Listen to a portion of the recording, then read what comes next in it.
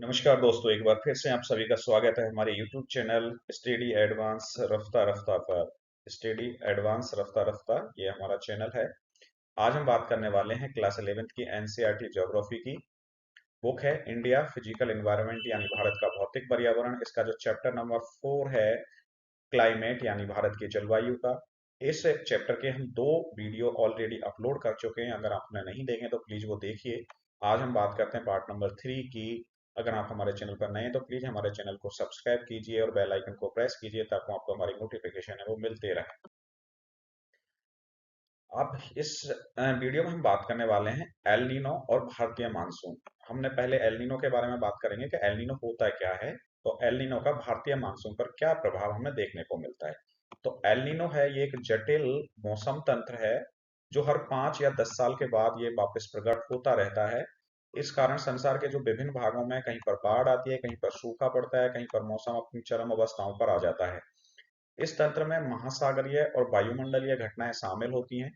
पूर्वी प्रशांत महासागर में यह पेरू के तट के निकट एक उष्ण समुद्री धारा के रूप में प्रकट होता है और इससे भारत सहित अनेक स्थानों पर मौसम है वो प्रभावित होता है। तो बात करें पहले एल नीनो। देखो ये है हमारा नॉर्मल ईयर। जब एल नीनो नहीं है, जब नॉर्मल ईयर होता है तो उसको लानीनो कहा जाता है। क्या कहा जाता है? लानीनो कहा जाता है। लानीनो में क्या होता है, ये है हमारा पेरू का तट है ये। यहाँ पर एक ओशियन करंट पाया जाता है जो कि कोल्ड ओशियन करंट है। कौन सा है? कोल्ड ओशियन करंट है। जब ये कोल्ड ओशियन करंट रहता है और यहां पर वार्म ओशियन करंट है, नियर बाई किसके हैं ये? इक्वेटर के। तो यहाँ पर वार्म एरिया रहता है। इक्वेटर से आने वाली हवाएं हैं जो होती हैं यहाँ पर, और जिसके कारण यहाँ पर वार्म करंट हमें देखने को मिलता है। और यहाँ पर है कोल्ड करंट। जब यहाँ पर कोल्ड करंट है तो यहाँ पर जो प्रेशर होता है वो हाई प्रेशर बन जाता है। कौन सा प्रेशर बन जाता है? हाई प्रेशर होता है यहाँ पर पेरू के तट पर। और यहाँ पर लो प्रेशर जनरेट रहता है। यहाँ पर कौन कैसा प्रेशर होगा? इस क्षेत्र में लो प्रेशर बन जाता है। अब जब यहाँ पर लो प्रेशर है और यहाँ पर हाई प्रेशर है तो हवाएं फिर यहाँ से इस और मूव करती हैं, जिसके कारण हमारा जो मानसून है उस पर कोई इम्पैक्ट देखने को हमें नहीं मिलता है। नॉर्मल जैसा मानसून चलता है वैसा चलता रहता है। अच्छी खासी बारिश होती है। मानसून टाइम से इंडिया के अंतर्गत आ जाता है क्योंकि लो प्रेशर जनरेट होने के कारण यहाँ से ये हवाएं इस ओर मूव करती हैं। और ये हवाएं जब इस ओर मूव करती हैं तो मानसून नॉर्मली इंडिया के अंतर्गत आ जाता है। लेकिन होता क्या है एल नीनो ईयर में कि ये जो कोल्ड करंट है, पेरू का जो कोल्ड करंट है ये हॉट करंट में बदल जाता है। पेरू का जो कोल्ड करंट है वो किस में बदल जाता है? हॉट करंट में बदल जाता है। जब ये हॉट करंट में बदल जाता है तो यहाँ पर अब लो प्रेशर जनरेट हो जाता है। अब एक तो लो प्रेशर यहाँ बन रहा है और एक लो प्रेशर यहाँ बन रहा है, जिसके कारण यहाँ पर जो मानसूनी हवाएं होती हैं दो भागों में बढ़ जाती हैं। कुछ हवाएं पेरू की तरफ जाती हैं और कुछ हवाएं भारतीय सब उपमहाद्वीप की तरफ मूव करती हैं। जिसके कारण होता क्या है कि मानसून जो भारत में एंटर करता है वो देरी से एंटर करता है। और मानसून जो होता है वो वीक होता है। इसी को हम एल नीनो कहते हैं। जो किसके कारण होता है? पेरू की जो ठंडी जलधारा है जब वो गर्म जलधारा में बदल जाती है तब जाकर ऐसी घटना घटित होती है जिसको कि हम एल नीनो के नाम से जानते हैं। यहाँ पर देखो एल नीनो ये ओशियन करेंट्स को दिखाया गया है। देखो यहाँ पर ये पेरू है। पेरू के पास ये कौन सी है? पैसिफिक ओशियन में। यहाँ पर ये जो चल रही है ये कौन सी धाराएं आ रही है? यानी आपको जो ब्लू कलर से दिख रही है ये ठंडी जल धाराएं, और गर्म से दिख रही है ये, सॉरी, रेड कलर से दिख रही है ये गर्म जल धाराएं। यानी ये कोल्ड करंट है ब्लू कलर में, और रेड कलर में ही ये हॉट करंट है। तो ये करंट ओशियन में, महासागरों में, सागरों में मूव करते रहते हैं। पानी एक जगह से दूसरी जगह जाता है तो कहीं गर्म पानी जाता है और कहीं ठंडा पानी जाता है। ये पानी जो ठंडा और गर्म जाता है इसी को हम कहते हैं ओशियन करंट्स कहते हैं। जहाँ ठंडा पानी जाता है उसको कोल्ड ओशियन करंट, और जहाँ गर्म जाता है उसको हॉट या गर्म जलधारा या हॉट ओशियन करंट कहते हैं। तो यहाँ पर एक जलधारा है, ठंडी जलधारा है, ये जो पेरू के पास है, इसी को कहते, ये ही एल नीनो के लिए उत्तरदायी होती है। तो किसी कारणवश ये किस में बदल जाती है? हॉट करंट में बदल जाती है तो एल नीनो आता है। क्लियर? बाकी हम ओशियन करंट्स के बारे में बात करेंगे आगे। एल नीनो कंडीशन यहाँ पर दिखाई गई है। देखो किस तरह से एल नीनो और ला नीनो में अंतर आता है। देखिएगा आप यहाँ पर, देखिए एटमॉस्फेरिक प्रेशर के कारण होती है सारी की सारी घटनाएं।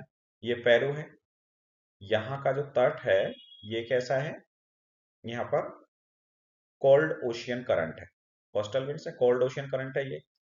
लेकिन किसी कारण से जब वार्म करंट है इस ओर मूव होने लगता है। देखो वार्म करंट है, एटमॉस्फेरिक प्रेशर के कारण ये वार्म करंट है, ये इस ओर मूव हो रहा है। यहाँ पर जब ये गर्म पानी यहाँ पर आ जाता है तो ये जो पेरू की ठंडी जलधारा है ये गर्म जलधारा में बदल जाती है।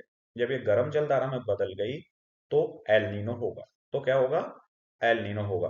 क्योंकि यहाँ पर इस तरह की जो घटनाएं होती हैं कि यहाँ से जो गर्म पानी है वो इन ट्रेड विंड्स के कारण इस ओर जाता है। इस घटना को सदर्न ओसिलेशन के नाम से जाना जाता है। जब ये पेरू की जो गर्म ठंडी जलधारा है ये गर्म में बदल जाएगी तो यहाँ पर प्रेशर लो बन जाता है, और यहाँ पर भी प्रेशर लो रहता है भाई, गर्म है तो जिसके कारण यहाँ पर जो मानसूनी हवाएं हैं वो दो भागों में बट जाती हैं, कुछ इधर जाती हैं और कुछ इधर जाती हैं। अब यहाँ जो लो प्रेशर है वो वीक हो जाता है जिसके कारण मानसूनी हवाएं ज्यादा इधर नहीं आती हैं, और इसके कारण यहाँ पर बारिश पर इम्पैक्ट देखने को मिलते हैं। स्पेशली भारतीय उपमहाद्वीप में जो मानसून है वो देरी से आएगा, वीक आएगा, इस तरह की घटनाएं होती हैं। तो ये होता है एल नीनो कंडीशंस में, क्योंकि यहाँ का जो गर्म पानी है वो इन ट्रेड विंड्स के कारण कहाँ चला जाता है, पेरू की तरफ चला जाता है पैसिफिक ओशियन में, और यहाँ पर ठंडी जलधारा गर्म जलधारा में बदल जाती है। क्लियर। यहाँ पर वही एल नीनो और लानिनो ईयर देखा गया है। देखो एल नीनो ईयर में यही यहाँ पर का जो पानी है गर्म पानी वो इस ओर जाने लगेगा। जब ये इस ओर जाएगा तो यहाँ पेरू है, ये पेरू की जो ठंडी जलधारा है वो किस में बदल जाती है, गर्म जलधारा में। जब ये गर्म जलधारा में बदल जाएगी तो यहाँ पर लो प्रेशर जनरेट हो जाता है। जब इंडियन सब कॉन्टिनेंट है इधर लो प्रेशर है, लेकिन ये जो लो प्रेशर इधर बन रहा था ये वीक हो जाता है। अब ये लो प्रेशर वीक हो गया तो मानसूनी हवाएं कुछ इधर जाएंगी और कुछ मानसूनी हवाएं इधर की ओर जाती हैं, जिसके कारण भारतीय उपमहाद्वीप में जो मानसून है वो देरी से आएगा और वीक आता है, कमजोर मानसून देखने को मिलता है। लानिनो ईयर में क्या होता है कि यहाँ पर जो गर्म जलधारा है यहाँ पर वो गर्म जलधारा यहीं पर रहती हैं, और यहाँ पर रहती है आपकी ठंडी जलधारा, जिसके कारण यहाँ पर लो प्रेशर रहता है और यहाँ पर रहता है हाई प्रेशर। अब जो लो प्रेशर और हाई प्रेशर है तो हवाएं अपने आप फिर हाई प्रेशर से लो प्रेशर की तरफ जाने लगती हैं, जिसके कारण जो भारतीय उपमहाद्वीप है वहां पर अच्छा मानसून देखने को मिलता है, और टाइम से मानसून आ जाता है या पहले आता है। लेकिन एल नीनो की घटनाएं ये हर 5 से 10 साल में होती रहती है। एल नीनो और भारतीय मानसून। एल नीनो भूमध्य रेखीय उष्ण समुद्री धारा का विस्तार मात्रा है, जो अस्थायी रूप से ठंडी जो पेरुवियन जलधारा है, या इस पेरुवियन जलधारा को हम हम्बोल्ट की धारा भी कहते हैं। जब ये ठंडी पेरुवियन जलधारा या हम्बोल्ट जलधारा जब प्रतिस्थापित हो जाती है तब यह धारा पेरू के तट का जो तापमान है उसको 10 डिग्री बढ़ा देती है। अर्थात पेरू में जो ठंडी जलधारा थी, जब वो ठंडी जलधारा किसी कारण से, यानी व्यापारिक पवनों के कारण या कहते हैं ट्रेड विंड्स के कारण, जब ये गर्म जलधारा में परिवर्तित हो जाती है तो उस जगह का, यानी पेरू के जो कोस्टल एरिया है वहां का जो तापमान है वो 10 डिग्री सेंटीग्रेड बढ़ जाता है, जिसके कारण निम्नलिखित घटनाएं देखने को हमें मिलती हैं। कौन कौन सी? पहला, भूमध्य रेखीय वायु परिसंचरण में विकृति आ जाएगी कि भूमध्य रेखा पर जो वायुमंडल का जो परिसंचरण हो रहा था, वायुमंडलीय परिसंचरण लो प्रेशर और हाई प्रेशर का, उसमें विकृति आएगी। समुद्री जल के जो तापमान में उसमें अनियमितता आ जाएगी। जब ये घटनाएं घटित होंगी तो जो प्लेवकों की मात्रा होती है उसमें कमी आ जाएगी। प्लेवक क्या होते हैं? प्लेवक होते हैं प्लैंक्टन्स, ये कह सकते हैं मछलियों का खाना होते हैं। जब इनकी संख्या में कमी आ जाएगी तो समुद्र में मछलियों की संख्या में भी कमी आ जाती है। तो ये सारी घटनाएं देखने को मिलती हैं एल नीनो के कारण। एल नीनो का जो शाब्दिक अर्थ होता है वो होता है बालक ईसा, क्योंकि ये जो धारा है ये दिसंबर के महीने में लगभग क्रिसमस के आसपास ये नजर आती है ये धारा। क्योंकि हमारा जो पेरू है वो है दक्षिणी अमेरिका कॉन्टिनेंट में, दक्षिणी अमेरिका महाद्वीप में। क्रिसमस के आसपास दिसंबर के महीने में उत्तरी गोलार्ध में ठंड पड़ रही होती है और दक्षिणी गोलार्ध में गर्मी का मौसम होता है। तो उस समय ये घटना जो घटित होती है वहां क्रिसमस के आसपास टेम्परेचर हाई रहता है पेरू के वहां, तो क्रिसमस के आसपास होता है, इसलिए इसको बालाकीशा कहा जाता है। पेरू जो कि दक्षिणी गोलार्ध में है दिसंबर में यहाँ गर्मी का महीना होता है। भारत में मानसून की लंबी अवधि के पूर्व अनुमान के लिए हम किसका उपयोग करते हैं? एल नीनो का उपयोग करते हैं। बात करें सन 1990-91 की, तो यहाँ पर एल नीनो का प्रचंड रूप हमें देखने को मिला था, जिसके कारण भारतीय उपमहाद्वीप में या देश के अधिकांश भागों में मानसून के आगमन में लगभग 5 से 12 दिन की देरी हुई थी। तो वो तो हमने पढ़ा था अभी एल नीनो के बारे में, और एल नीनो का भारतीय मानसून पर क्या प्रभाव है। अब हम बात करते हैं ऋतुओं की लय की। तो जो भारत की जलवायु है, वो परिस्थितियों का सबसे अच्छा वर्णन ऋतुओं के वार्षिक चक्र के संदर्भ में किया जा सकता है। मौसम विज्ञान निम्नलिखित 4 ऋतुओं को पहचानते नहीं, मौसम विज्ञानी को 4 ऋतुओं में बांटते हैं भारतीय ऋतुओं को। पहला है शीत ऋतु, दूसरा है ग्रीष्म ऋतु, तीसरा है दक्षिण पश्चिम मानसून ऋतु, और चौथा है लौटता हुआ मानसून का मौसम। शीत ऋतु, ग्रीष्म ऋतु, दक्षिण पश्चिम मानसून जिसको बरसात का मौसम भी कहा जाता है, और लौटता हुआ मानसून या रिट्रीटिंग ऑफ द मानसून के बारे में, इनके बारे में वन बाई वन बात करते हैं। सबसे पहले हम बात करेंगे शीत ऋतु की। तो इस विषय में, यानी कि हम ऋतुओं के बारे में बात करते हैं, तो इनको समझने के लिए हमने इनको 3 पॉइंटों पर इनकी हम बात करेंगे। ऋतुओं की लय को समझने के लिए जो डिफरेंट टाइप की ऋतु देखी थी, शीत ऋतु, ग्रीष्म ऋतु, लौटता हुआ मानसून और आता हुआ मानसून ऋतु, तो इनको हम 3 भागों में बांटेंगे। 3 पॉइंटों पर इनकी स्टडी करेंगे। सबसे पहले तापमान, यानी शीत ऋतु में तापमान कितना होता है, ग्रीष्म ऋतु में कितना होता है, लौटते हुए मानसून में और आते हुए मानसून में तापमान क्या होता है। बात करेंगे दबाव और पवनों की, यानी एटमॉस्फेरिक प्रेशर होता है, वायुदाब क्या है और पवनों की दिशा क्या है। और बात करेंगे रेनफॉल की, कि कितना यहाँ पर रेनफॉल हमें देखने को मिलता है। यहाँ पर देखो, ये टेम्परेचर देखा गया है, यहाँ 10 डिग्री से कम है, यहाँ 10 से 15 है, यहाँ 15 से 20 है, यहाँ यहाँ एबव 25 है, यहाँ 20 से 25 के आसपास पाया जाता है। तो यहाँ पर ये दिखाया गया है जनवरी में सरफेस और विंड्स पर जो दबाव और पवनें दिखाई गई हैं, यानी कि प्रेशर एंड सरफेस विंड्स हैं, जो जनवरी के महीने में होती हैं, उनको इस मैप के द्वारा यहाँ पर समझाने का प्रयास किया है कि किस तरह से ये विंड्स और प्रेशर है वो देखने को मिलता है, जो आइसोबार के द्वारा समझाया गया है। सबसे पहले हम बात करते हैं शीत ऋतु की। शीत ऋतु की, जैसे मैंने बताया कि हम इन ऋतुओं के बारे में 3 पॉइंटों के बारे में इनकी बात करेंगे। 3 पॉइंटों पर आधारित इन ऋतुओं का हम उल्लेख करेंगे, वर्णन करेंगे। उनमें पहला तापमान है, दूसरा है दबाव एवं पवने हैं, और तीसरा बारिश है। तो सबसे पहले हम शीत ऋतु में बात करते हैं तापमान की। तो आमतौर पर उत्तरी भारत में शीत ऋतु नवंबर से स्टार्ट होती है, नवंबर के मध्य से स्टार्ट हो जाती है। उत्तरी मैदान में जनवरी और फरवरी है वो सबसे ज्यादा ठंडे महीने में होते हैं। इस समय उत्तरी भारत के अधिकांश भागों में जो औसत दैनिक तापमान है वो लगभग 21 डिग्री सेल्सियस के आसपास रहता है, और रात्रि के समय इस तापमान में कभी काफी कमी देखने को मिलती है, जो पंजाब और राजस्थान में हिमांक के आसपास पहुंच जाता है। 0 डिग्री सेंटीग्रेड से भी नीचे चला जाता है रात का तापमान, लगभग जनवरी फरवरी में। देखो यहाँ पर जो दिखाया गया है जनवरी का फरवरी का जो तापमान है, कि यहाँ पर जो तापमान है वो 10 डिग्री से नीचे रहता है इस वाले एरिया में। यहाँ पर जो तापमान है वो 10 से 15 डिग्री सेल्सियस के आसपास पाया जाता है। मध्य भारत की हम बात करें, यहाँ पर जो गंगोटिक प्लेन भी हैं ये, यहाँ पर 15 से 20 डिग्री सेंटीग्रेड के आसपास तापमान होता है। जब हम बात करते हैं दक्षिणी भारत की, तो यहाँ पर जो तापमान है वो 20 से 25 डिग्री सेल्सियस होता है। और कोस्टल एरिया में नीचे चलते हैं, केरल तमिलनाडु का जो तट है, यहाँ पर जो तापमान है लगभग 25 डिग्री से ऊपर देखने को मिलता है शीत ऋतु। यहाँ पर बेंड्स को दिखाने का, प्रेशर को दिखाने का प्रयास किया गया है कि किस तरह से मेडिटेरियन सी है, यहाँ से कोई विंड जेनरेट होती है, वो विंड फिर यहाँ पहुंचती है, यहाँ पहुंचती हैं, और इस तरह से भारत में आ जाता है जो नॉर्दर्न विंड है। और ये जो हवाएं इस तरह से आती है, ये कोल्ड विंड्स जो आती हैं, जिनको हम कहते हैं शीत ऋतु में जो आने वाली सर्द हवाएं हैं, उनके लिए ये उत्तरदायी होती हैं। तो ये विंड्स यहाँ से चलती हैं साइक्लोन के कारण, बनने के कारण, और ये अफगानिस्तान से होती हुई, पाकिस्तान से होती हुई भारत में आती हैं। और ये नॉर्दर्ली विंड्स हैं, ये किसके लिए रेस्पॉन्सिबल होती हैं? ये कोल्ड विंड्स हैं, जो कि भारत में शीत ऋतु, या कह सकते हैं हम कि भारत में जो ठंडी हवाएं आती हैं उनके लिए उत्तरदायी है। शीत ऋतु में तापमान, प्रायद्वीपीय भारत में कोई निश्चित शीत ऋतु नहीं होती है। यहाँ से हम नीचे बात करें, तो ये वाला जो हिस्सा है हमारा, ये प्रायद्वीपीय भारत के नाम से हम इसको जानते हैं, पेनिनसुलर इंडिया कहते हैं इसको। तो यहाँ पर कोई निश्चित ऋतु नहीं होती है, शीत ऋतु भी निश्चित नहीं होती है।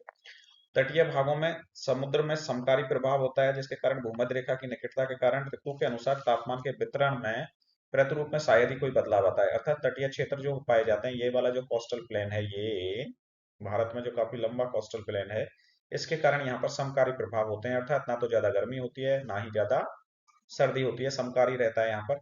क्यों है ये? क्योंकि ये भूमध्य रेखा के निकट होने के कारण ऋतु के अनुसार तापमान के वितरण में प्रतिरूप में शायद ही कोई बदलाव आता है। उदाहरण के द्वारा समझाने का प्रयास किया है यहाँ कि तिरुवनंतपुरम में जनवरी का जो तापमान है, मध्य तापमान, वो 31 डिग्री सेल्सियस के आसपास रहता है। यहाँ ये है हमारा केरल, और केरल में यहाँ पर है तिरुवनंतपुरम। यहाँ का जो कोस्टल एरिया है, और यहाँ पर तापमान जो रहता है, जनवरी की बात कर रहे हैं, जनवरी में 31 डिग्री सेल्सियस के आसपास रहता है, जबकि जून में ये तापमान है वो 29.5 डिग्री सेल्सियस के आसपास पाया जाता है। वहीं पश्चिम घाट की पहाड़ियों पर तापमान अपेक्षाकृत कम पाया जाता है। यहाँ से जब ऊपर चलते हैं तो यहाँ पर पश्चिम घाट की जो पहाड़ियां हैं, यहाँ पर जो तापमान है हाई लैटिट्यूड के कारण, ऊंचाई के कारण, वो थोड़ा कम देखने को मिलता है। अब हम बात करें शीत ऋतु में दबाव एवं पवनों की, प्रेशर एंड विंड्स की बात करें, तो दिसंबर के अंत तक, लगभग 22 दिसंबर के आसपास, सूर्य दक्षिणी गोलार्ध में मकर रेखा पर सीधा चमकता है। दिसंबर के अंत में 22 दिसंबर को सूर्य कहाँ चला जाता है? दक्षिणी गोलार्ध में चला जाता है। और दक्षिणी गोलार्ध में भी कहाँ पर है? 23.5 डिग्री दक्षिणी अक्षांश पर, जो कि मकर रेखा पर चमकता है सीधा। इस समय, इस ऋतु में मौसम की विशेषता, उत्तरी मैदान में एक क्षीण उच्च वायुदाब हो जाता है। जब सूर्य चला जाता है कहाँ पर? दक्षिणी गोलार्ध में चला गया, सूर्य मकर रेखा पर चमक रहा है। तो सूर्य मकर रेखा पर चमक रहा है तो वहां की जो लैंड है वो बहुत ज्यादा हीट, गर्मी से कारण वहां पर गर्म सतह हो जाती है। गर्म सतह के कारण हवाएं वहां की ऊपर उठ जाती हैं। जब वहां की सतहें ऊपर उठ जाती हैं तो वहां लो प्रेशर बन जाता है। अब चूंकि इस वाले एरिया में यहाँ पर जो तापमान है वो बहुत कम देखने को मिल रहा है, बहुत कम पड़ रहा है यहाँ तापमान, जिसके कारण ये क्षेत्र हाई प्रेशर में जनरेट, यहाँ पर जो प्रेशर है वो हाई हो जाता है, हाई प्रेशर यहाँ पर देखने को मिलता है। तो यही कह रहा है, इस ऋतु में मौसम की विशेषता उत्तरी मैदान में एक क्षीण उच्च वायुदाब का विकसित होना है। दक्षिण भारत में वायुदाब उतना अधिक नहीं होता, यहाँ की तुलना में यहाँ पर जो प्रेशर होता है वो कम पाया जाता है। ये जो दक्षिणी भारत है, यहाँ पर जो प्रेशर होगा वो लो होगा, किसके तुलना में? उत्तरी भारत की तुलना में। उत्तरी भारत की तुलना में दक्षिणी भारत में जो तापमान है वो लो देख, सॉरी, दबाव है, वायु का दाब है, वो कम देखने को मिलता है।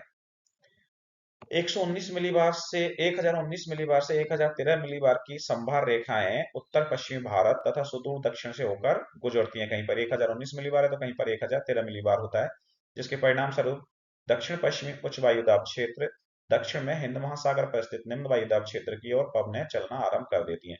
अब यहाँ लो प्रेशर होता है, जब हम यहाँ पर जाएंगे तो यहाँ पर और भी ज्यादा लो प्रेशर होगा, जिसके कारण अब हवाएं उत्तरी भारत से दक्षिणी भारत में होती हुई कहाँ जाती हैं? हिंद महासागर की ओर चलना प्रारंभ कर देती हैं। अब हवाओं की दिशा इस तरह से हो जाती है, हवाएं अब इधर हाई प्रेशर से लो प्रेशर की तरफ मूव करने लग जाती हैं। कम दाब प्रवणता के कारण जो हवाओं की स्पीड है वो 3 से 5 किलोमीटर पर आवर की रफ्तार से मंद गति से हवाएं चलती हैं। मोटे मोटे रूप से देखा जाए तो, मोटे तौर पर देखा जाए तो क्षेत्र की भू-आकृति भी पवनों की दिशा को प्रभावित करती है। अब क्षेत्र की भू-आकृति पवनों की दिशा को कैसे प्रभावित करेगी? मान लो कहीं पर बहुत ऊंचे पहाड़ हैं, तो वहां पर जब हवाएं इनसे टकराएंगी तो इनके कारण भी क्या होगा? हवाओं की दिशा में चेंजेस देखने को मिलता है, परिवर्तन देखने को मिलता है। तो भू-आकृतियां भी पवनों की दिशा को प्रभावित करती हैं। गंगा की घाटी में इनकी दिशा है वो पश्चिम और उत्तर पश्चिम होती है। गंगा की घाटी में दिशा कहाँ है? पश्चिम और उत्तर पश्चिम है। वहीं गंगा ब्रह्मपुत्र के डेल्टा में इनकी जो दिशा होती है वो उत्तर की ओर होती है। वहां पर ये है हमारा इंडिया का मैप। अगर हम बात करें तो यहाँ पर है हमारी ब्रह्मपुत्र नदी।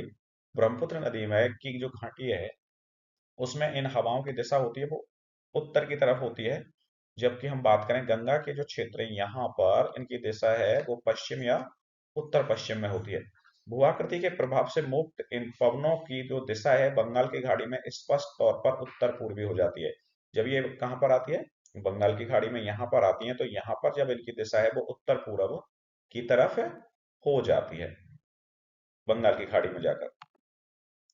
सर्दियों में जो भारत का मौसम होता है वो बड़ा सुहावना देखने को मिलता है, बहुत सुहावना होता है। फिर भी ये सुहावना मौसम कभी कभार हल्के चक्रवाती अपवादों से बाधित भी होता रहता है।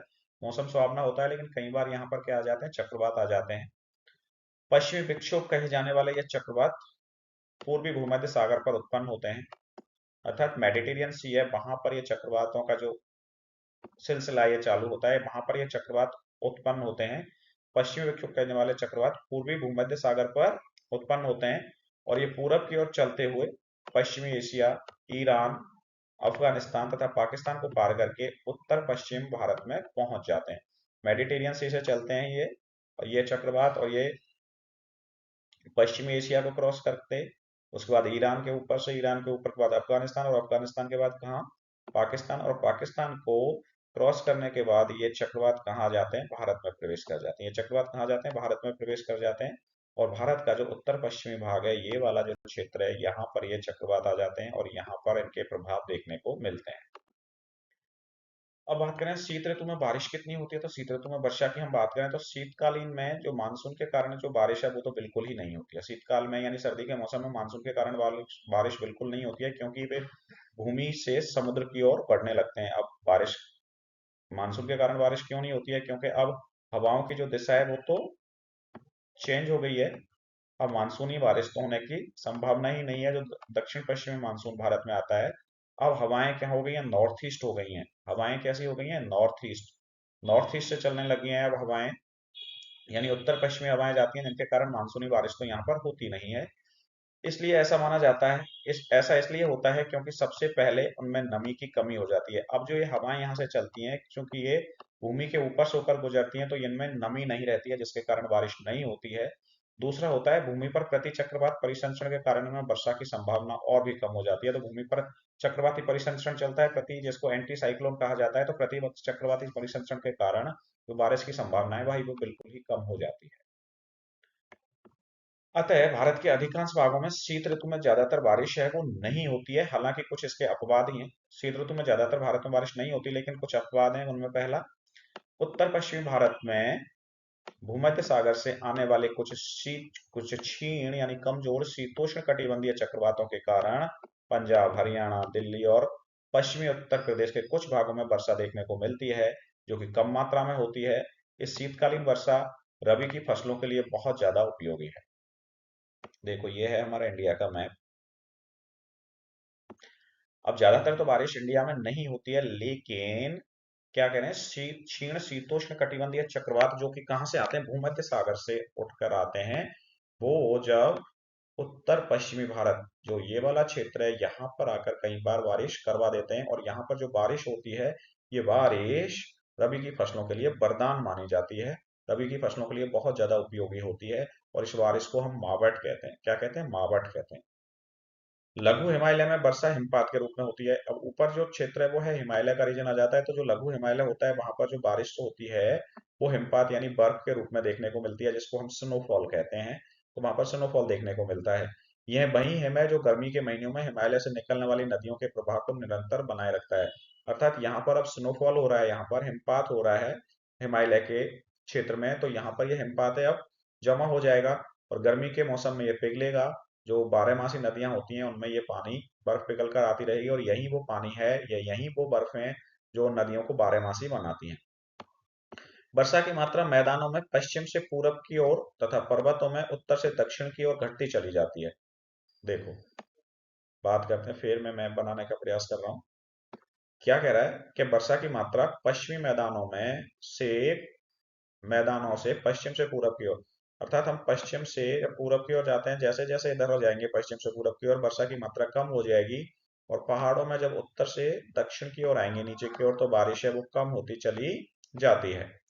दिल्ली में जो सर्दियों में जो औसत वार्षिक वर्षा है वो 53 mm होती है। पंजाब और बिहार में ये है 12 से 25 सेंटीमीटर होती है। देखो, दिल्ली लगभग यहाँ है, तो यहाँ पर 53 सेंटीमीटर हो रही है। फिर यही बात कर रहा है कि कहाँ पर, पंजाब यहाँ पर है तो यहाँ पर, और बिहार है हमारा यहाँ पर, तो यहाँ पर जो बारिश है वो कम देखने को मिलती है। क्लियर। कभी कभी देश के मध्य भागों एवं दक्षिण प्रायद्वीप के उत्तरी भागों में भी कुछ शीतकालीन वर्षा देखने को मिलती है। जाड़े के महीनों में भारत के उत्तर पूर्वी भाग में स्थित अरुणाचल प्रदेश तथा असम में भी 20 से 25 सेंटीमीटर तक बारिश है वो देखने को मिलती है। उत्तर पूर्वी पवनें अक्टूबर से नवंबर के बीच बंगाल की खाड़ी को पार करते समय नमी ग्रहण कर लेती हैं, और तमिलनाडु, दक्षिण आंध्र प्रदेश, दक्षिण पूर्वी कर्नाटक तथा दक्षिण पूर्वी केरल में झंझावाती बारिश यहाँ पर देखने को मिलती है। देखो क्या कह रहा है ये, जब ये हवाएं ऐसे जाती हैं, तो ये बंगाल की खाड़ी से जब गुजरती हैं, तो बंगाल की खाड़ी से क्या है, कुछ नमी है वो एब्जॉर्ब कर लेती हैं, नमी है वो ग्रहण कर लेती हैं। तो फिर ये जब जाती हैं, तो जो तमिलनाडु और आंध्र प्रदेश, तमिलनाडु, दक्षिण आंध्र प्रदेश और केरल का जो तट है, यहाँ पर झंझावाती बारिश हमें देखने को मिलती है, क्योंकि बंगाल की खाड़ी से गुजरने वाली हवाएं अपने साथ नमी को ग्रहण करके ले जाती हैं। अब हम बात करते हैं शीत ऋतु के बाद ग्रीष्म ऋतु की। ग्रीष्म ऋतु में हम तापमान की बात करें तो हाई टेम्परेचर देखने को मिलता है ग्रीष्म ऋतु में। मार्च में सूर्य उत्तर की ओर कर्क रेखा की ओर बढ़ने लगता है। ग्रीष्म ऋतु में ये सूर्य मकर रेखा पर होता है। सॉरी, शीत ऋतु में सूर्य मकर रेखा पर होता है। ग्रीष्म ऋतु में सूर्य है ये उत्तर रेखा की ओर बढ़ने लगता है। मार्च के महीने में ये कर्क रेखा की ओर बढ़ने लगता है। जैसे जैसे ये सूर्य कर्क रेखा की ओर बढ़ता है वैसे वैसे भारत में तापमान बढ़ने लगता है। उत्तर भारत में अप्रैल मई और जून अच्छी खासी गर्मी देखने को मिलती है। ये गर्मी के महीने होते हैं जहाँ पर बहुत सारी हाई टेम्परेचर होता है, बहुत गर्मी देखने को मिलती है, लू भी चलती है। मई में गर्मी की पेटी उत्तर की ओर बढ़ने लगती है और भारत के उत्तर पश्चिमी भाग में लगभग 48 डिग्री सेंटीग्रेड के आसपास तापमान है वो पाया जाता है। देखो, थोड़ा सा मैप से बनाकर समझने का प्रयास करते हैं हम। क्या कह रहा है कि मई के महीने में जैसे जैसे सूर्य, मार्च में सूर्य कहाँ जाएगा भाई, कर्क रेखा की तरफ जाएगा। कर्क रेखा लगभग यहाँ पर है। अब सूर्य कहाँ पर आ रहा है, कर्क रेखा की तरफ आ रहा है। जैसे जैसे सूर्य कर्क रेखा की तरफ जाएगा वैसे वैसे तापमान है बढ़ता जाएगा। और ये तापमान जैसे जैसे बढ़ता जाएगा, यही कह रहे हैं कि मई के महीने में ये गर्म पेटी है, यानी तापमान का बढ़ना है। ये लगभग कहाँ पहुंच जाता है, उत्तर पश्चिमी भारत में पहुंच जाता है यहाँ पर। और यहाँ पर तापमान है वो लगभग 48 डिग्री सेंटीग्रेड के आसपास पहुंच जाता है। दक्षिणी भारत में गर्मी का जो मौसम होता है वो हल्का होता है, क्योंकि यह है हमारा दक्षिणी इंडिया, दक्षिणी भारत है। ये कोस्टल प्लेन है, समुद्र के किनारे हैं, समुद्र से दूरी ज्यादा नहीं है, इसके कारण यहाँ गर्मी ज्यादा देखने को नहीं मिलती है। उतना ज्यादा तीव्र नहीं होता जितना कि उत्तर में देखने को मिलता है। यहाँ पर जो तापमान है जनरली 26 डिग्री सेल्सियस से और 32 डिग्री सेल्सियस के बीच में पाया जाता है। कहाँ पर, प्रायद्वीपीय भारत है, यानी दक्षिणी भारत में जो तापमान है वो 26 डिग्री सेल्सियस से 32 डिग्री सेल्सियस के बीच में रहता है। वहीं उत्तर भारत में तापमान 48 डिग्री सेल्सियस तक पहुंच जाता है। फिर बात करें पश्चिमी घाट की जो पहाड़ियां होती हैं, वहां पर जो तापमान है वो 25 डिग्री सेल्सियस से नीचे रहता है। यह है हमारा पश्चिमी घाट। यहाँ का जो तापमान है वो लगभग 25 डिग्री सेल्सियस से नीचे देखने को मिलता है गर्मी के मौसम में। बात करें तटीय क्षेत्रों में, तट के समानांतर कुछ समताप रेखाएं उत्तर दक्षिण में विस्तार करती हैं और वो इस बात की पुष्टि करती हैं कि तापमान है वो उत्तर दक्षिण की दिशा की ओर नहीं घट रहा है, बल्कि तट से आंतरिक भागों की ओर घट रहा है। क्या कह रहा है, यहाँ पर कुछ समतापीय रेखाएं दिखा रखी हैं। ये समतापीय रेखाएं ये इंगित करती हैं कि जो तापमान है ये उत्तर से दक्षिण की ओर नहीं घटता है। अर्थात जैसे हम उत्तर से दक्षिण की ओर जाते हैं तो यहाँ पर ये तापमान नहीं घट रहा है, बल्कि जो तापमान घट रहा है वो किस तरह से घट रहा है। जैसे ये हमारे कोस्टल प्लेन है, कोस्टल एरिया है, तटीय क्षेत्र हैं। इन तटीय क्षेत्रों से जब हम अंदर जाते हैं, भूभाग की तरफ जाते हैं, स्थल की तरफ जाते हैं, तब तापमान बढ़ रहा है। तब तापमान बढ़ रहा है, ना कि उत्तर से दक्षिण की तरफ जाते हैं तब ऐसी घटना घटित होती है। गर्मी के महीनों के दौरान जो औसत दैनिक तापमान है वो भी काफी अधिक रहता है और शायद कभी 26 डिग्री सेल्सियस से नीचे आता होगा। गर्मी के महीनों में जो औसत दैनिक न्यूनतम तापमान है, यानी अप्रैल मई जून में अगर औसत एवरेज डे का टेम्परेचर देखें तो वो 26 डिग्री सेल्सियस से नीचे देखने को नहीं मिलता है। अर्थात अच्छी खासी गर्मी यहाँ पर देखने को मिलती है। ये जो मैप में दिखा गया है टेम्परेचर, ये जुलाई के महीने में दिखाया गया है। अब बात करें ग्रीष्म ऋतु में, हम प्रेशर एंड विंड्स की, दबाव और पवनों की बात करें तो देश के उत्तरी भाग में अत्यधिक गर्मी के कारण यहाँ पर वायु दाब है वो लो देखने को मिलता है। तो यहाँ पर जो वायु दाब है वो कम होता है, क्योंकि यहाँ पर बहुत तेज गर्मी है। सूर्य कर्क रेखा पर चमक रहा है, सूर्य की सीधी किरणें हैं सीधी कर्क रेखा पर आती हैं, जिससे जमीनी की सतह है, भूमि की सतह है वो अत्यधिक गर्म हो जाती है, जिसके कारण वहां की जो हवा है वो गर्म होकर ऊपर उठ जाती है और लो प्रेशर जोन में ये क्रिएट हो जाता है। उपमहाद्वीप के गर्म होने के कारण जो ITCZ है वो 25 डिग्री नॉर्थ पर केंद्रित हो जाता है और इस स्थिति में ये उत्तर की ओर बढ़ता है। ITCZ का मतलब हो गया लो प्रेशर जोन, कम वायु दाब का क्षेत्र। तो ये उपमहाद्वीप में जब बहुत ज्यादा टेम्परेचर पड़ता है अप्रैल मई के महीने में, तो ये जो ITCZ है ये लगभग 25 डिग्री नॉर्थ पर जाकर स्टेबल हो जाता है।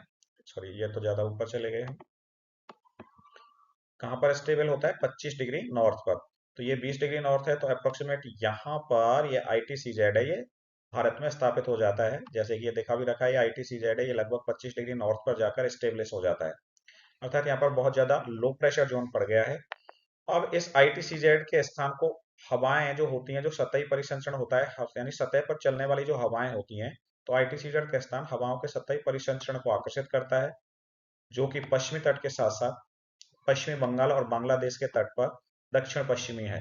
अर्थात जब यहाँ पर लो प्रेशर जनरेट हो गया 25 डिग्री नॉर्थ, लैटिट्यूड पर जब आईटीसी एस्टेब्लिश हो जाता है तो अब यहाँ लो प्रेशर जोन हो गया, तो इस लो प्रेशर जोन को भरने के लिए जो सतह की जो हवाएं होती हैं वो इस और मूव करती हैं, वो सतही हवाएं इस और मूव करती हैं। जब ये हवाएं इस ओर मूव करती हैं तो इसके कारण भारत में दक्षिण पश्चिम मानसून का आगमन होता है। दक्षिण पश्चिम मानसून के लिए उत्तरदायी है विस्थापित भूमध्यरेखीय हवाएं। जून के मध्य तक इन हवाओं के आने से मौसम वर्षा ऋतु की ओर परिवर्तित होने लगता है। ये साउथ वेस्ट मानसून है। अब यहाँ पर हम बता रहे थे कि 25 डिग्री नॉर्थ के आसपास जब आईटीसीजेड यहाँ एस्टेब्लिश हो जाता है तो इस लो प्रेशर जोन को भरने के लिए हवाएं इस ओर आने लगती हैं। जब ये हवाएं इस ओर आती हैं बंगाल की खाड़ी और अरब सागर और हिंद महासागर से, तो ये हवाएं अपने साथ नमी लाती हैं और इस समय भारत में मानसून के आगमन का समय हो जाता है। उत्तर पश्चिम में आईटीसीजेड के मध्य में लू के नाम से जाने वाली कुछ शुष्क और गर्म हवाएं दोपहर में चलती हैं और वे अक्सर आधी रात तक चलती हैं।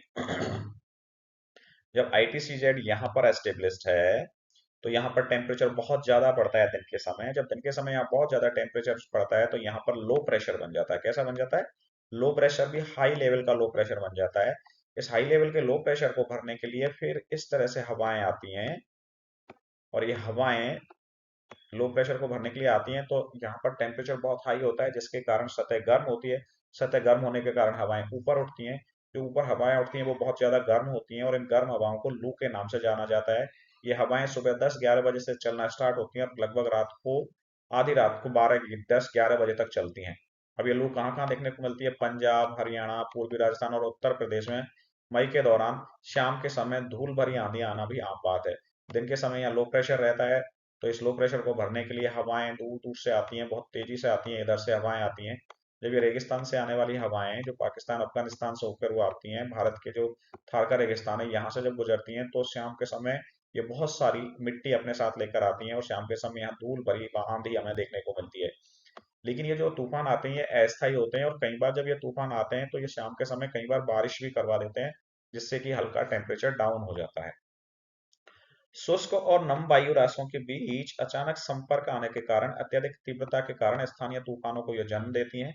ये स्थानीय तूफान तेज हवाएं, मूसलाधार बारिश और यहाँ तक कि ओलावृष्टि से भी जुड़े हुए हैं।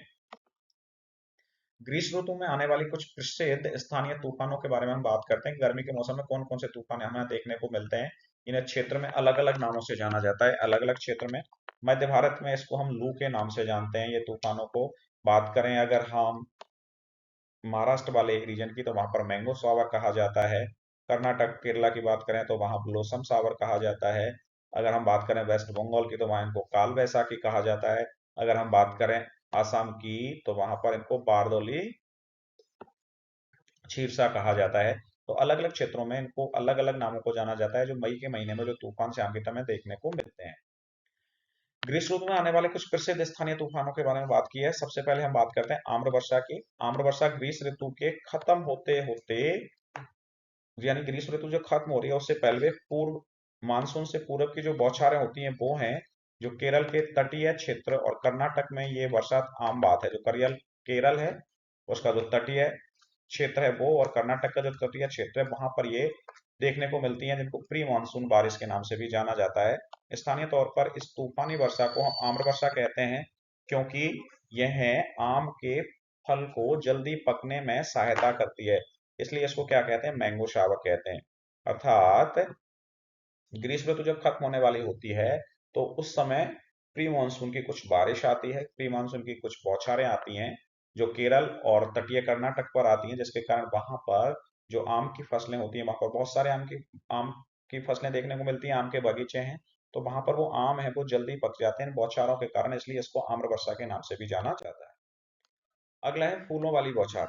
इस बरसात से केरल और उसके निकटवर्ती जो क्षेत्र हैं जहाँ कहवा उत्पादन किया जाता है, जहाँ पर कहवा का उत्पादन किया जाता है उन क्षेत्रों में कहवा के जो फूल हैं वो खिल जाते हैं, इसलिए इसको फूलों वाली बौछार कहा जाता है। ये है ब्लॉसम शावर। जो कर्नाटक का क्षेत्र है, केरल का तटीय क्षेत्र है, वहां पर बहुत सारी कॉफी के बागान होते हैं, कॉफी का उत्पादन किया जाता है। जब इस बारिश के कारण जो प्री मानसून बारिश आती है इसके कारण जो कॉफी के फ्लावर हैं वो खिल जाते हैं, इसलिए इसको ब्लॉसम सावर भी कहा जाता है, फूलों वाली बौछार के नाम से जाना जाता है। तीसरा है काल वैसाखी। काल वैसाखी है जो कि पश्चिमी बंगाल में देखने को मिलती है। असम और पश्चिम बंगाल में बैसाख के महीने में शाम को चलने वाली हवाएं होती हैं, ये भयंकर व वर्षा युक्त विनाशकारी पवनें होती हैं। अर्थात ये हवाएं जब चलती हैं बंगाल की खाड़ी से आती हैं, जब ये बंगाल की खाड़ी से आती हैं तो अपने साथ नमी लेकर आती हैं और ये भयंकर यहाँ पर बारिश करती हैं। अब जैसा कि इनको नाम से जानते हैं, काल वैसाखी यानी वैसाख के महीने में चलने वाली हवाएं जो काल के रूप में जानी जाती हैं, उन्हीं को काल वैसाखी कहता है। इनके कुख्यात प्रकृति का अंदाजा इनके स्थानीय नाम से ही लगाया जा सकता है, कि जिनको काल वैसाखी के नाम है, जिससे ही लगा सकते हैं कि ये कितनी कुख्यात रहती होंगी। जिसका काल वैसाखी का अर्थ होता है बैसाख के महीने में आने वाली तबाही, अथवा बैसाख के महीने में जो तबाही आती है उसी को काल वैसाखी कहते हैं। पश्चिमी बंगाल और असम के क्षेत्रों में जो चाय के, चावल के और पटसन के लिए सब पवने हैं, ये अच्छी मानी जाती हैं।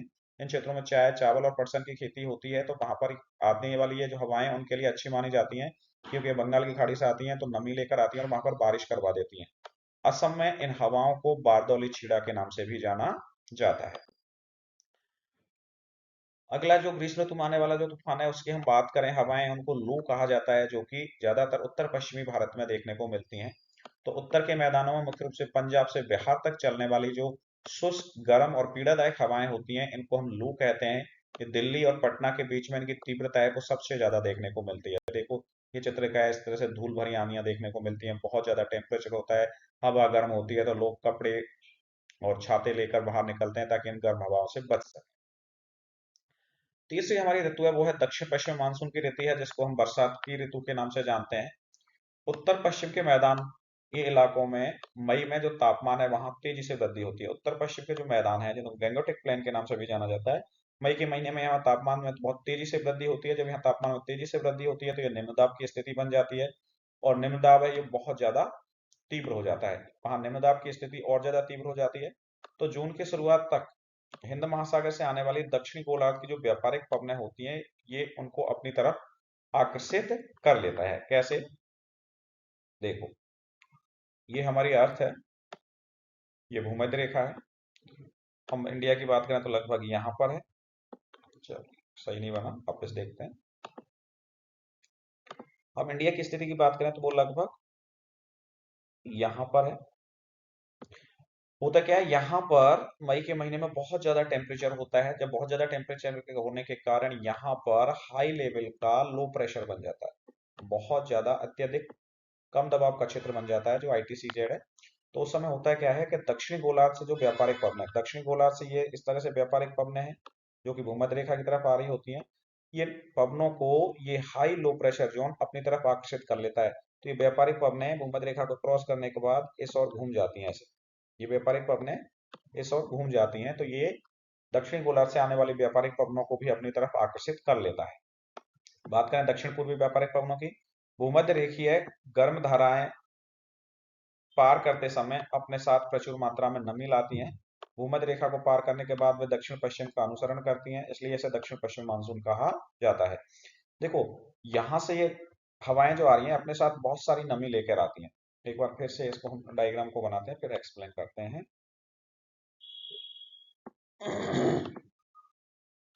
देखो, ये हमारी अर्थ है, ये इसका भूमध्य रेखा है।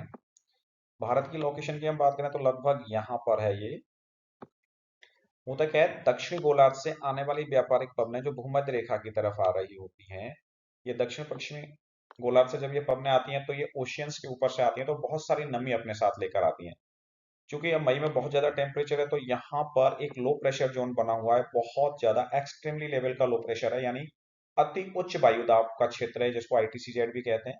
ये जो लो प्रेशर बनता है, हाई लो प्रेशर बनता है, ये इन दक्षिण गोलार्ध से आने वाली पवनों को, जो कि कहाँ से आती हैं, दक्षिण पूरब से आ रही होती हैं, इनको ये अपनी तरफ आकर्षित कर लेता है। और जैसे ही भूमध्य रेखा को क्रॉस करती है इनकी दिशा बदल जाती है, अब इनकी दिशा दक्षिण पश्चिम हो जाती है।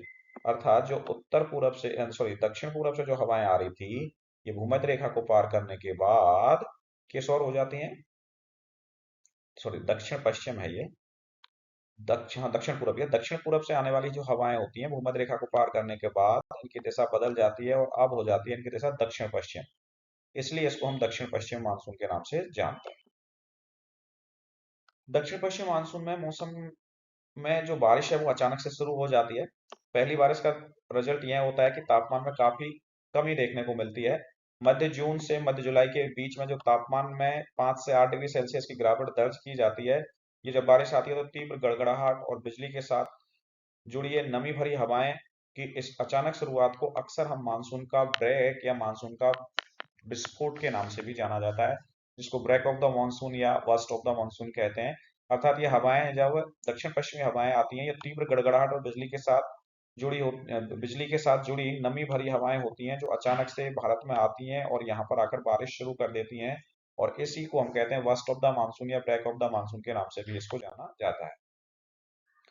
बात करें वर्षा ऋतु में कि मानसून कब फटा, तो केरल, गोवा, कर्नाटक और महाराष्ट्र के जो तटीय इलाके हैं, इनमें जून के पहले हफ्ते में ही मानसून दस्तक दे देता है, जबकि देश के जो और दूसरे भाग हैं, अंदरूनी भाग हैं, वहां पर जुलाई के पहले हफ्ते तक बरसात पहुंचती है। ये वाला जो क्षेत्र है, गोवा, कर्नाटक, महाराष्ट्र का, यहाँ यहाँ पर जो बारिश है वो जून के पहले हफ्ते में ही आ जाती है। बाकी जो मानसून है भारत के अंतर्गत, वो लगभग अंतरी भागों में ही ये जुलाई के मध्य जुलाई तक यहाँ पर मानसून है वो पहुंचता है। दक्षिण पश्चिम मानसून के बारे में हम बात कर रहे हैं, तो और बात करें वर्षा ऋतु की कि जैसे जैसे ये हवाएं भूमि के पास पहुंचती हैं, उनकी दक्षिण पश्चिम दिशा अब उत्तरी भारत में राहत और ताप या निम्न दबाव द्वारा संशोधित हो जाती है।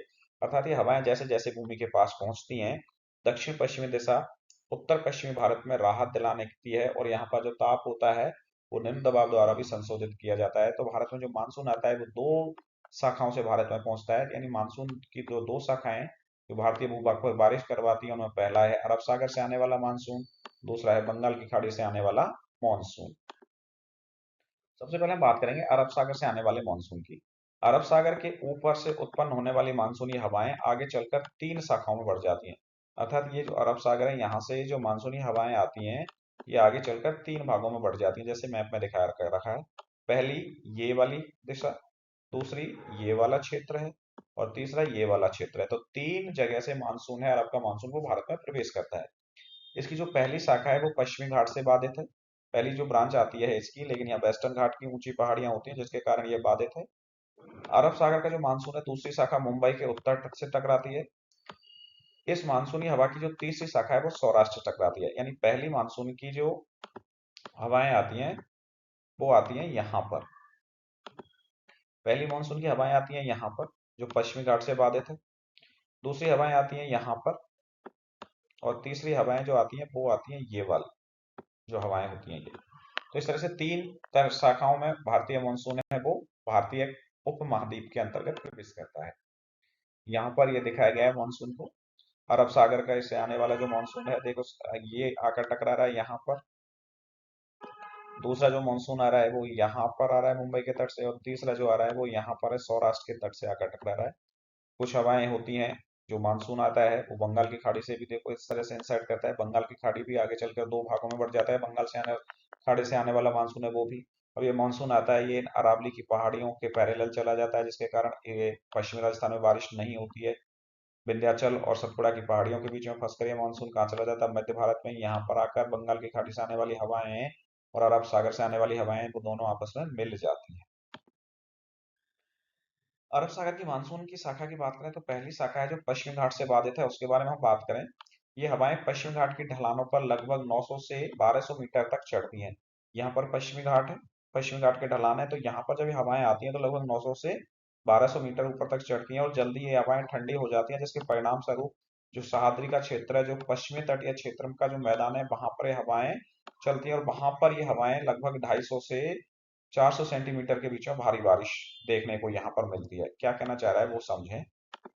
ये कह रहा है यहाँ पर जो हमारा ये जो क्षेत्र है, ये वाला एरिया, यहाँ पर ये मानसूनी हवाएं आती हैं, और चूंकि यहाँ पहाड़ों की जो ऊंचाई है वो बहुत ज्यादा है, तो यहाँ पर जो हवाएं आती हैं, जैसे कि हम इसको एक्सप्लेन करें एक को यहाँ पर, तो ये एक पहाड़ है जिसको हम कह सकते हैं वेस्टर्न घाट का पहाड़ है, जिसकी ऊंचाई काफी है। यहाँ पर जब ये हवाएं आती हैं तो ये हवाएं ऐसे टकराती हैं, और ये हवाएं ऐसे टकराने के बाद ऊपर चढ़ती हैं। जब ये हवाएं ऊपर चढ़ती हैं तो जैसे जैसे ऊपर चढ़ती हैं, इनमें जो नमी होती है, वो नमी को सहन करने की जो क्षमता होती है हवाओं में, वो कम हो जाती है। जब इनमें इसको सहन कर पाने की क्षमता कम हो जाती है, तो यहाँ पर बहुत सारी हमें बारिश देखने को मिलती है। तो इसके इस साइड बारिश हो गई है, बहुत अच्छी बारिश हो रही है।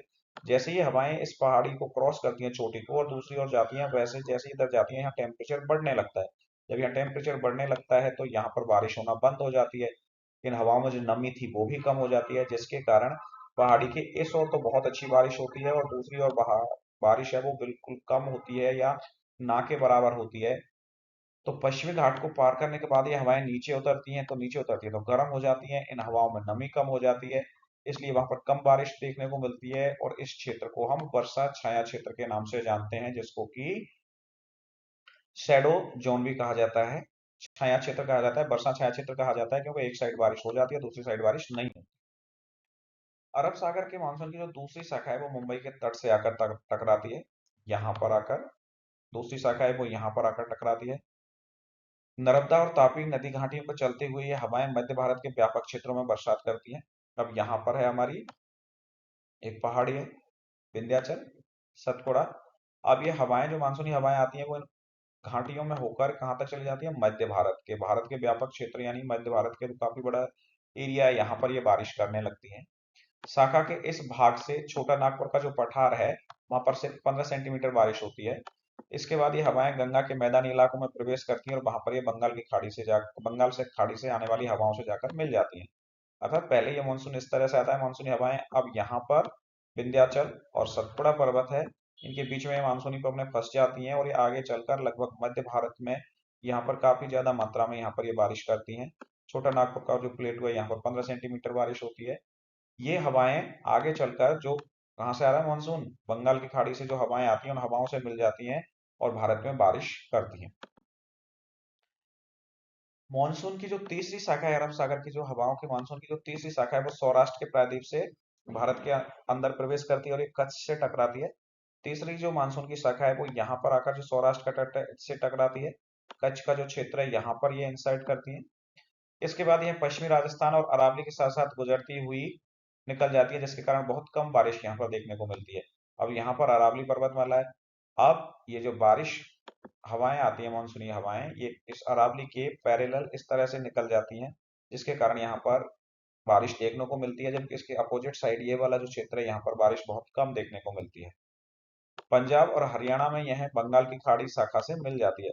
पंजाब और हरियाणा यहाँ वाले क्षेत्र में आकर ये अरब सागर से आने वाली मानसून और बंगाल की खाड़ी से आने वाले मानसून की हवाएं वो दोनों मिल जाती हैं और ये दोनों शाखाएं एक दूसरे के द्वारा प्रबलित होकर पश्चिमी हिमालय में बरसात का कारण बनती हैं। अब यहाँ पर ये दोनों आपस में मिल जाती हैं और फिर ये चली जाती है यहाँ पर, और यहाँ पर हिमालय का जो क्षेत्र है यहाँ पर ये काफी ज्यादा बारिश करती हैं। दूसरी जो हमारी शाखा है वो है बंगाल की खाड़ी से आने वाले मानसून की शाखा है। तो बंगाल की खाड़ी की जो शाखा है ये सबसे पहले म्यांमार के तट से टकराती है और दक्षिण पूर्वी बांग्लादेश के हिस्सों से ये टकराती है।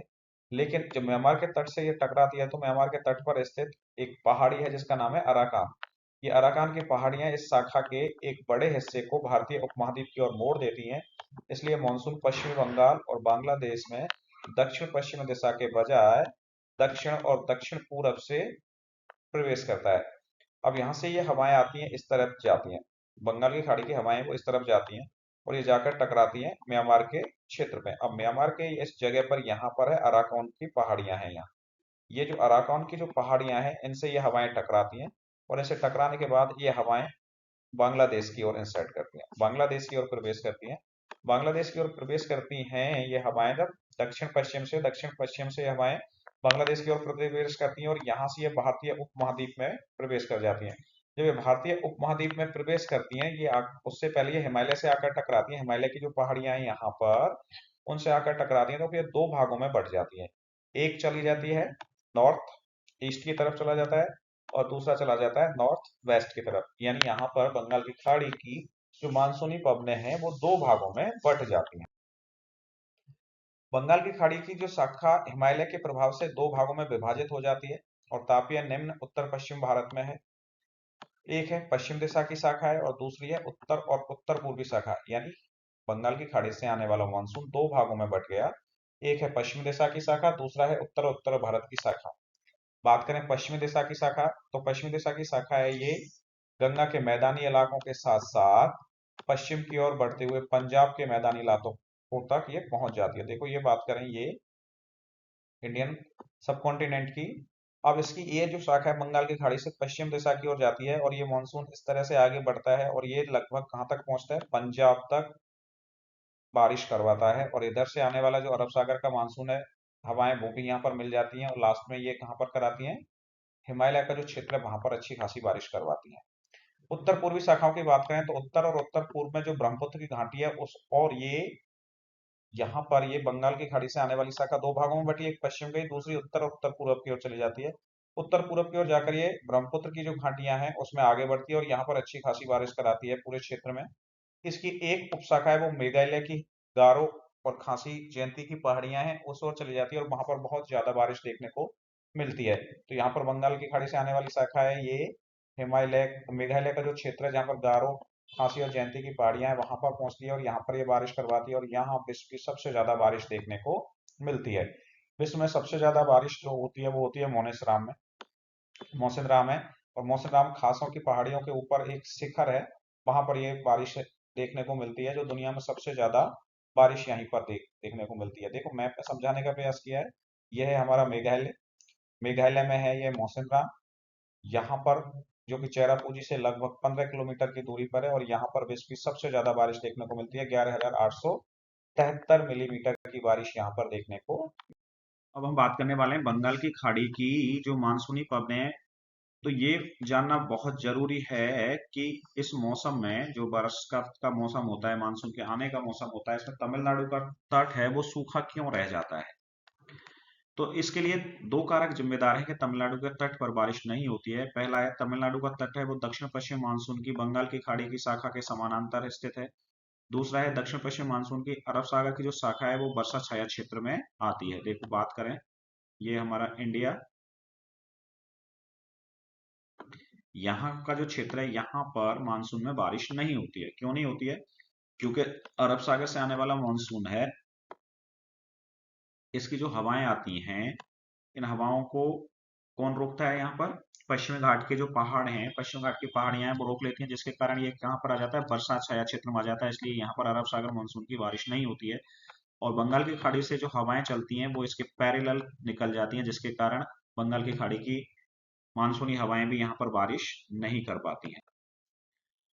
तीसरी जो हमारी चौथी जो ऋतु है उसके बारे में हम बात करें तो उसको कहते हैं मानसून के निर्वर्तन की ऋतु कहा जाता है, यानी रिट्रीटिंग ऑफ द मानसून। अब मानसून विदा होता है, वापस जाता है, तो ये ऋतु है चौथे प्रकार की, मानसून के निर्वर्तन की ऋतु, यानी मानसून अब खत्म होने वाला है, इंडिया से मानसून विदाई हो रही है। तो अक्टूबर नवंबर के महीने में लौटते हुए मानसून के लिए इसको जाना जाता है। दक्षिण पश्चिमी मानसून अब कमजोर हो जाता है, जैसे ये गंगा के मैदान का निम्न दबाव का जो क्षेत्र है वो प्रतिक्रिया स्वरूप दक्षिण की ओर बढ़ने लगता है, जिसका कारण है सूर्य का दक्षिणयान होना, यानी ITCZ अब दक्षिण की ओर शिफ्ट होने लग गया है। और इसी को कहते हैं मानसून की वापसी। अर्थात जो लो प्रेशर जोन था 25 डिग्री नॉर्थ लैटिट्यूड पर, वो अब धीरे धीरे कहाँ शिफ्ट होने लगेगा, दक्षिण की ओर शिफ्ट होने लग जाएगा। इसलिए यहाँ पर मानसून अब वापस जाने लगता है। देखो यहाँ पर ये दिखा है, जब यहाँ पर भारत में मानसून आता है, यहाँ पर तब की बात की जा रही है ये मैप के द्वारा।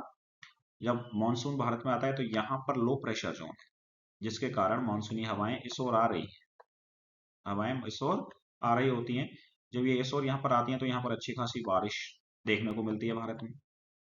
जब विंटर के सीजन की हम बात करें तो विंटर में ये जो ITCZ है ये कहाँ पर चला गया है, अब लगभग इक्वेटर से नीचे चला गया, दक्षिणी गोलार्ध में चला गया। जब ये मॉनसून रिट्रेट होने लगेगा, क्योंकि जो लो प्रेशर जोन था, कम वायुदाब का क्षेत्र था ITCZ, वो अब कहाँ शिफ्ट हो गया है, इक्वेटर से नीचे चला गया, यानी दक्षिण गोलार्ध में चला गया है। तो अब हवाएं यहाँ से वापस जाने लगती हैं। इसी को हम रिट्रेटिंग ऑफ द मानसून या मानसून का निर्वर्तन कहते हैं। मानसून की वापसी, सितंबर के पहले सप्ताह तक मानसून पश्चिमी राजस्थान से विदा हो चुका होता है। सितंबर के पहले सप्ताह में मानसून राजस्थान से विदा हो जाता है, पश्चिमी राजस्थान से वापस चला जाता है। यह महीने के अंत तक, यानी कि बात करें सितंबर के अंत तक, ये राजस्थान, गुजरात, पश्चिमी गंगा के मैदान और मध्य उच्च भूमि से हट चुका होता है। जब अक्टूबर के महीने की शुरुआत होती है तो निम्न दबाव का जो क्षेत्र है बंगाल की खाड़ी के उत्तर हिस्सों को कवर कर लेता है और नवंबर की शुरुआत तक यह तमिलनाडु और कर्नाटक के ऊपर चला जाता है। दिसंबर के मध्य तक यह निम्न दबाव का जो क्षेत्र है वो प्रायद्वीप से पूरी तरह से हट चुका होता है, इंडियन कॉन्टिनेंट से।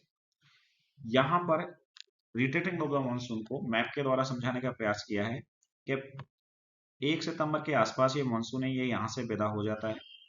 15 सितंबर के आसपास ये मानसून है, ये यहाँ से विदा हो जाता है। बात करें अक्टूबर की तो मानसून यहाँ पर आ जाता है, यहाँ से अब इस वाला जो क्षेत्र है यहाँ पर अब मानसूनी बारिश नहीं होगी। 15 अक्टूबर के बाद हम बात करें 1 नवंबर की, तो 1 नवंबर के आसपास मानसून यहाँ पर होता है लो प्रेशर जोन, तो मानसून इससे ऊपर वाला जो क्षेत्र है यहाँ पर मानसून नहीं है, विदा हो चुका है।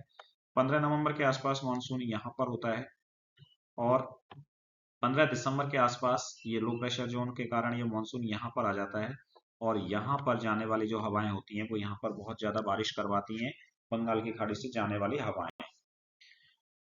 एक 15 दिसंबर के आसपास यहाँ होता है और जनवरी के आसपास ये मानसून यहाँ पर होता है, तो इस तरह से ये मानसून रिट्रेट करता है।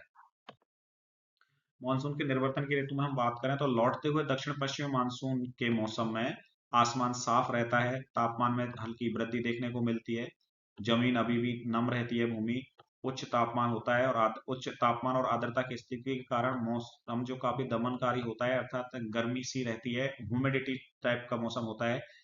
इसलिए इस समय को आमतौर पर हम कार्तिक मास की ऊष्मा के नाम से जानते हैं। अक्टूबर के दूसरे पखवाड़े में तापमान में तेजी से गिरावट आने को लगती है, खासकर उत्तर भारत में तापमान है वो तेजी से गिरने लगता है। लौटते हुए मानसून के दौरान उत्तर भारत में जो मौसम है वो शुष्क रहता है, लेकिन प्रायद्वीप के पूर्वी हिस्सों में बारिश होती है, जिसमें कि दक्षिणी आंध्र प्रदेश, तमिलनाडु और केरल के तट हैं, वहां पर बारिश हमें देखने को मिलती है। अक्टूबर और नवंबर वर्ष के सबसे अधिक वर्षा वाले महीने हैं, लेकिन ये बारिश होती है दक्षिणी आंध्र प्रदेश, तमिलनाडु और केरल के क्षेत्रों में बारिश देखने को मिलती है रिट्रीटिंग ऑफ द मानसून के दौरान। इस ऋतु में जो व्यापक वर्षा होती है उसका कारण होता है चक्रवाती अवसाद। अंडमान निकोबार है जो, उसके ऊपर जो अंडमान निकोबार के पास आसपास का जो क्षेत्र है जिसको अंडमान सागर कहते हैं, अंडमान सागर के ऊपर जो निकलती हुई दक्षिणी प्रायद्वीप के पूरब की तट को पार करने के समय ये कामयाब होती है, यानी चक्रवात यहाँ पर बनते हैं, जिसके कारण यहाँ बारिश देखने को मिलती है। इन उष्णकटिबंधीय चक्रवातों से यानी उष्णकटिबंधीय जो चक्रवात है इनसे जुड़ी हुई कुछ समस्या है। ये समस्या क्या है? ये उष्णकटिबंधीय चक्रवात बहुत ज्यादा विनाशकारी होते हैं। गोदावरी, कावेरी और कृष्णा के जो घनी आबादी वाले डेल्टा क्षेत्र हैं वहां पर ये सबसे ज्यादा आकर टकराते हैं। गोदावरी, कावेरी और कृष्णा के जो घनी आबादी के जो डेल्टा है वहां पर सबसे ज्यादा आकर ये चक्रवात टकराते हैं।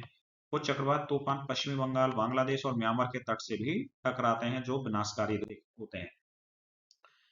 मानसून के निर्वर्तन की ऋतु की हम बात करें तो कोरोमंडल के तट पर सबसे ज्यादा बारिश यहाँ पर देखने को मिलती है। कोरोमंडल का जो तट होता है वहां पर, यानी तमिलनाडु का तट कोरोमंडल का तट है, वहां पर सबसे ज्यादा बारिश देखने को मिलती है। इस बारिश का कारण है अवसाद और चक्रवातों के कारण यहाँ पर बारिश होती है। अरब सागर में ऐसे तूफान जो आते हैं, चक्रवात आते हैं, साइक्लोन आते हैं, वो कब देखने को मिलते हैं? यहाँ पर एक स्टॉर्म को यानी साइक्लोन को समझाने का प्रयास किया है। बीचों बीच में ये आई ऑफ द स्टॉर्म है। यहाँ पर ये हवाएं इस तरह से इंसर्ट करती हैं और इस तरह से बाहर निकलती हैं, तो इस तरह से हवाओं का क्या बन जाता है? चक्र बन जाता है और इसी को हम कहते हैं साइक्लोन। इसी को क्या कहते हैं? हम साइक्लोन कहते हैं। गर्म हवाएं ऊपर उठती हैं और गर्म हवाओं की जगह लेने के लिए ठंडी हवाएं आती हैं और इस तरह से साइक्लोन का निर्माण होता है। बात करें भारत की परंपरागत ऋतुओं की, तो भारत में ऋतुओं की जो परंपरागत ऋतुएं हैं उनके बारे में हम बात कर लेते हैं यहाँ पर। तो भारत में परंपरागत ऋतुओं तो मुख्य रूप से 6 भागों में बांटा गया है। उनमें बसंत है, ग्रीष्म ऋतु है, वर्षा ऋतु है, शरद ऋतु है, हेमंत ऋतु है और शिशिर है, जिसको विंटर ही कहा जाता है। बसंत का जो मौसम है वो हिंदी महीनों की बात करें तो चैत से और बैसाख के बीच में पाया जाता है और अंग्रेजी महीनों की बात करें तो मार्च से अप्रैल तक। ग्रीष्म ऋतु की बात करें तो जेठ से साठ तक होती है और अंग्रेजी महीनों की बात करें तो मई से जून के बीच में पाई जाती है। वर्षा ऋतु सावन और भादों में देखने को मिलती है और इधर जुलाई से सितंबर तक होती है। शरद ऋतु है वो अश्विन से कार्तिक यानी कुआर कार्तिक में देखने को मिलती है और इधर अक्टूबर और नवंबर में देखने को मिलती है। हेमंत ऋतु की बात करें तो ये माह से और पूस तक चलती है और अगर ग्रेगरियन मास की बात करें तो दिसंबर से और ये लगभग 15 जनवरी के आसपास तक चलती है। विंटर यानी शिशिर की हम बात करें तो ये माह से फागुन तक चलती है और ये 16 जनवरी से लगभग पूरी फरवरी के महीनों तक ये चलती है। तो ये भारत की कुछ परंपरागत ऋतुएं थी। अब हम बात करें वर्षा के वितरण की कि कहाँ पर कितनी बारिश होती है भारत के अंतर्गत। तो अगर वर्षा के वितरण की बात करें तो भारत में जो औसत वार्षिक वर्षा होती है वो लगभग 125 सेंटीमीटर के आसपास ही होती है, लेकिन इसका जो स्थानिक वितरण है वो अलग अलग है, जिसके स्थानिक वितरण के कारण इसमें बहुत सारी विभिन्नताएं देखने को मिलती हैं। सबसे पहले बात करें अधिक वर्षा वाले क्षेत्र, तो सबसे ज्यादा जो बारिश देखने को मिलती है वो पश्चिमी घाट के जो तट होते हैं, पश्चिमी तट पर, पश्चिमी घाट पर, उप हिमालय क्षेत्रों में और पूर्वोत्तर और हिमालय की पहाड़ियों में ये बारिश ज्यादा देखने को मिलती है। यहाँ बारिश 200 सेंटीमीटर से भी ज्यादा होती है। गारो खासी की जो जयंतिया की जो पहाड़ियां हैं वहां पर बारिश 1000 सेंटीमीटर से ज्यादा देखने को मिलती है। ब्रह्मपुत्र की घाटी और उसके आसपास की जो पहाड़ियां हैं वहां बारिश 200 सेंटीमीटर के आसपास देखने को हमें मिलती है। ये जो वाला क्षेत्र है यहाँ पर बारिश 200 सेंटीमीटर से ऊपर होती है। ये गारो खासी जयंती की पहाड़ियां हैं, यहाँ पर भी बारिश बहुत होती है। ये पश्चिमी घाट है, यहाँ पर भी बारिश अत्यधिक ज्यादा देखने को मिलती है। मध्यम वर्षा वाले क्षेत्र हैं, तो गुजरात के दक्षिणी भागों, पूर्वी तमिलनाडु, उड़ीसा, झारखंड, बिहार, पूर्वी मध्य प्रदेश को कवर करने वाले जो पूर्वोत्तर प्रायद्वीप के क्षेत्र हैं, उप हिमालय के साथ उत्तरी गंगा के मैदान, कछार की घाटी और मणिपुर, यहाँ पर बारिश जो होती है वो 100 से 200 सेंटीमीटर के बीच में यहाँ पर बारिश हमें देखने को मिलती है। कम वर्षा वाले क्षेत्रों की बात करें तो यहाँ पर पश्चिमी उत्तर प्रदेश, दिल्ली, हरियाणा, पंजाब, जम्मू और कश्मीर, पूर्वी राजस्थान और गुजरात और दक्कन का पठार, यहाँ पर जो बारिश है वो लगभग 50 से 100 सेंटीमीटर के बीच में ही हमें देखने को मिलती है। अगला है अपर्याप्त वर्षा वाले क्षेत्र, जहां बरसात कम देखने को मिलती है, तो प्रायद्वीप के कुछ हिस्से विशेष रूप से आंध्र प्रदेश, कर्नाटक और महाराष्ट्र, लद्दाख, पश्चिमी राजस्थान, यहाँ पर जो ज्यादातर हिस्से हैं वहां पर बारिश 50 सेंटीमीटर से भी कम देखने को मिलती है। और हिमालय का जो क्षेत्र है वहां पर जो बारिश होती है वो हिमपात के रूप में हमें देखने को मिलती है। Thank you for watching the video. अगर आप हमारे चैनल पर नए हैं तो प्लीज हमारे चैनल को सब्सक्राइब कीजिए। ये वीडियो काफी लंबा बन गया है, लगभग 1 घंटे का वीडियो हो गया है। धन्यवाद आप सभी के लिए।